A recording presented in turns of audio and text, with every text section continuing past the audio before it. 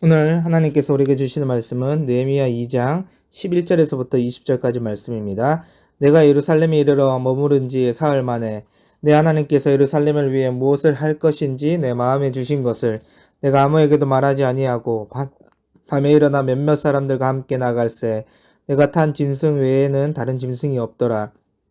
그 밤에 골짜기 문으로 나가서 영종으로 분문에 이르는 동안에 보니 예루살렘 성벽이 다 무너졌고 성문은 불탔더라. 앞으로 나아가 샘문과 왕의 못에 이르러서는 탄 짐승이 지날 갈 곳이 없는지라.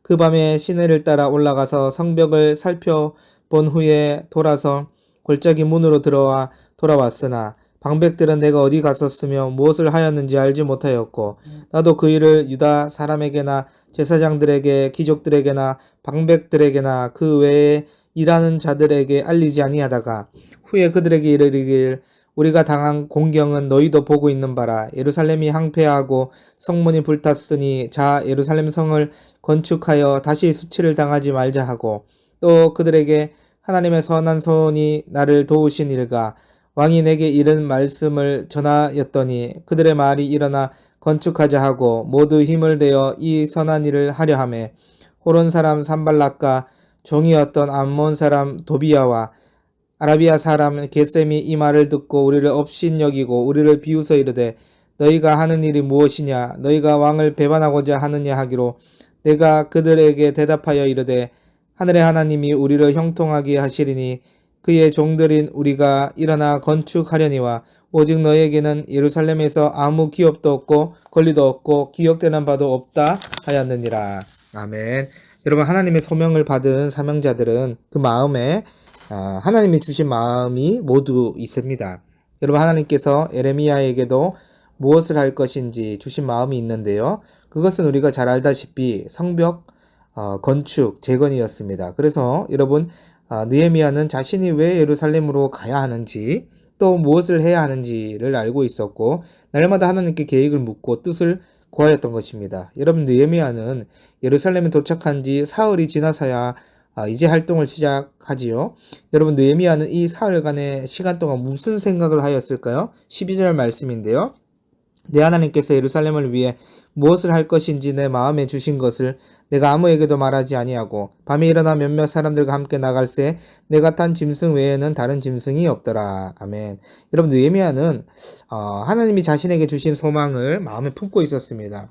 예루살렘을 위해 무엇을 할 것인지 하나님께 주신 사명을 마음에 새겼다는 것이에요. 그러므로 여러분 우리가 하나님의 소명을 받은 사명자라면 내 뜻을 간철시키는 것보다 하나님의 뜻을 마음에 새기고 뜻을 구하는 것이 맞습니다. 그러니 느헤미야는 함부로 아무에게도 말하지 않았습니다. 사흘간의 하나님이 주신 뜻을 생각한 후에 소수의 몇몇 사람들을 데리고 밤에 조용히 정탐을 나가는 것이었죠. 그리고 느헤미야는 참담한 현장을 목도하게 됩니다. 바로 느헤미야가 왕궁에서 들었던 대로 성벽은요 이미 무너졌고 성문이 불탔음을 확인하게 된 것입니다. 앞으로 더 나아가서 왕의 못에 이르렀을 때에는 이제는 짐승을 타고 지나갈 수 없을 정도로 심하게 곳곳이 붕괴되어 있음을 목도하게 된 것입니다. 그러나 여러분 느헤미야는 감정에 따라서 행동하지 않았습니다. 오히려 느헤미야의 태도가 굉장히 신중함을 볼 수가 있는데요. 16절 말씀입니다. 방백들은 내가 어디에 갔었으며 무엇을 하였는지 알지 못하였고 나도 그 일을 유다 사람들에게나 제사장들에게나 귀족들에게나 방백들에게나 그 외에 일하는 자들에게 알리지 아니하다가 여러분 느헤미야는요 방백들이 느헤미야와 소수의 사람들이 어디를 갔는지 무엇을 하였는지 알지 못할 정도로 비밀리에 행동을 하고 있습니다. 뿐만 아니라 느헤미야는 자신의 계획과 일을 유다 사람들에게 제사장들에게 방백들에게 그 외에 일하는 자들에게 알리지 아니하고 있는 신중함을 보이고 있는 것입니다. 여러분 느헤미야는 왜 이렇게 신중함을 보일까요? 여러분 가장 큰 이유는 아마도 자신이 계획하는 그 일이 하나님의 뜻이었기 때문에 아무렇게나 행동하지 않음을 볼 수가 있습니다. 또한 예루살렘 재건을 곱지 않은 시선으로 방해하는 자들이 있었습니다. 그들의 영향력은 이미 예루살렘에 미치고 있었는데요. 그러기에 섣불리 느헤미야의 계획이 그들에게 알려지게 된다면 예루살렘 백성들을 설득하지 못하고 자신의 계획이 실패하게 될 가능성이 높았기 때문에 신중함을 보였을 것입니다. 그래서 여러분 느헤미야는요 신중함을 가지고 은밀하게 일을 진행해야 했던 것입니다. 이를 통해 우리들도 하나님의 사명을 감당함에 있어서 때를 기다리면서 신중하게 행동할 필요가 있습니다. 너무 경솔하게 행동하거나 조급함을 가지고 나아가고 있다면 자칫 계획하는 것들이 차질이 생기거나 무너질 수 있음을 기억해야 됩니다. 그러기 위해서는 하나님이 주신 사명을 마음에 새기고 다시금 내면을 다스리는 것이 필요합니다. 왜냐하면 자신의 내면을 다스리지 못하면요 언제든지 돌발 행동과 충동이 일어날 수 있기 때문에 그렇습니다. 그러기에 여러분 느헤미야는요 어떤 의미로는 좀 답답해 보일 수 있었지만 신중에 신중을 더하여 하나님이 주신 계획을 이루어감을 볼 수가 있습니다. 그리고 현지 조사를 다 마치고 그 이후에 느헤미야는 사람들을 이제 불러 모으기 시작합니다. 그리고 성벽 재건의 비전을 공유하지요. 17절 말씀인데요. 후에 그들에게 이르기를 우리가 당한 공경은 너희도 보고 있는 바라. 예루살렘이 황폐하고 성문이 불탔으니 자 예루살렘 성을 건축하여 다시 수치를 당하지 말자 하고 여러분 느헤미야의 표현법을 한번 보시기 바랍니다. 우리가 당한 공경이라고 표현하고 있습니다. 이는 하나님의 재건, 성벽 재건이 느헤미야 개인적인 계획이 아니라 공동체적인 비전임을 말하고 있습니다. 자 이제 예루살렘 성을 건축하여 다시는 우리가 수치를 당하지 말자며 함께 하나님의 비전을 이루어 나가자고 제시하는 거예요. 그렇습니다, 여러분. 우리 모두는요, 느헤미야적인 태도가 필요합니다. 여러분, 만약에 느헤미야가 하나님의 이 일이 자신을 드러내고 자신의 업적을 드러내기 위해서 본인에게 맡겼다라고 생각한다면 신중함은커녕 자신을 드러내고 자랑하고 경솔하게 언행을 했을 거예요. 공동체에게 비전을 제시하지도 않았을 것입니다. 그런데 느헤미야는 하나님이 주신 계획이 이스라엘 백성 모두에게 주신 함께 해야 하는 계획임을 알았던 거예요. 그러기에 느헤미야는 자 이제 우리 모두가 예루살렘 성을 건축하여 다시는 수치를 당하지 말자라고 제안했던 것입니다. 그러기에 여러분 하나님의 계획은요 언제나 공동체로 흘러가게 되어져 있습니다. 교회 공동체는요 함께 하나님의 일을 펼쳐나가는 거예요. 물론 느헤미야처럼 누군가는 비전을 제시하고 앞장서서 헌신하는 사람이 있어야 할 것입니다. 그러나 하나님의 사명과 계획은요 특정인만 헌신하는 것이 아니라 공동체 모두에게 주어지는 것이에요.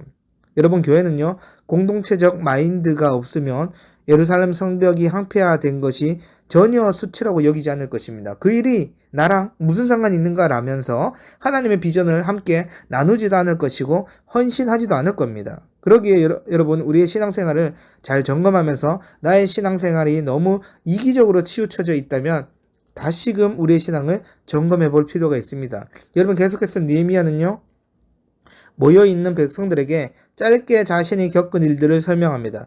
여러분 그런데 이 부분에서 느헤미야의 성벽 재건이 자신의 필요가 아니라 하나님이 주신 비전임을 더욱더 분명하게 알 수가 있습니다. 자신이 지금 이 자리에 있게 된 것, 지금 이곳에서 백성들을 만날 수 있게 된 것이 하나님의 선한 손길이었다. 자신을 도우셨다라는 거예요. 또한 하나님께서 왕의 마음을 움직이셔서 자신에게 호의를 베풀어서 지금 이 자리에 있게 된 그 내용을 설명합니다. 그러니까 느헤미야의 고백이 무엇입니까? 하나님의 선한 손길이 없었다면 지금 이 자리에 자신은 있을 수가 없다라는 고백인 것입니다. 즉 이 말씀은요. 성벽 재건은 자신의 계획이 아니라 하나님이 주신 계획이라는 말과도 같습니다. 그러니 백성들 반응이 어떻답니까? 그들의 말이 일어나 건축하자 하고 모두 힘을 내어 이 선한 일을 하려 하매.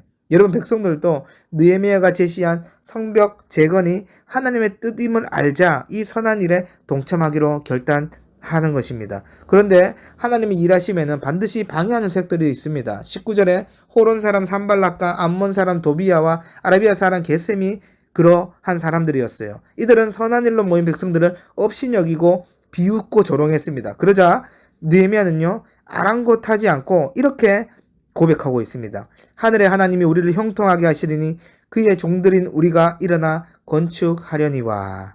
여러분 느헤미야는 끝까지 이 일이 하나님께서 자신의 마음속에 주신 사명임을 알았기 때문에 하나님께서 형통하게 인도하실 것을 고백하고 있습니다. 그렇습니다 여러분. 하나님이 일을 하다 보면 방해하는 사람, 오해하는 사람, 비방하고 업신여기고 박해하는 사람 등 그 일이 순조롭게 진행되지 않을 때도 있을 거예요. 그때 우리는 느헤미야처럼 하나님이 주신 사명과 비전을 바라보는 것입니다. 그리고 하나님이 주신 사명이 분명하다면 하나님께서 반드시 선한 길로, 반드시 형통한 길로 인도하심을 고백해야 되는 것입니다. 그러므로 오늘 또 하나님 주신 사명과 비전을 발견함으로 공동체와 함께 하나님의 선한 일을 감당하는 우리 모든 비전교회 성도들이 되시기를 주님의 이름으로 간절히 소망합니다. 하나님 아버지 감사합니다. 느헤미야처럼 하나님이 주신 사명과 비전을 발견하고 공동체와 함께 하나님의 선한 길로 걸어가는 형통한 삶이 될 수 있도록 역사하여 주시옵소서. 감사드리며 우리 주 예수 그리스도의 이름으로 기도드립니다. 아멘.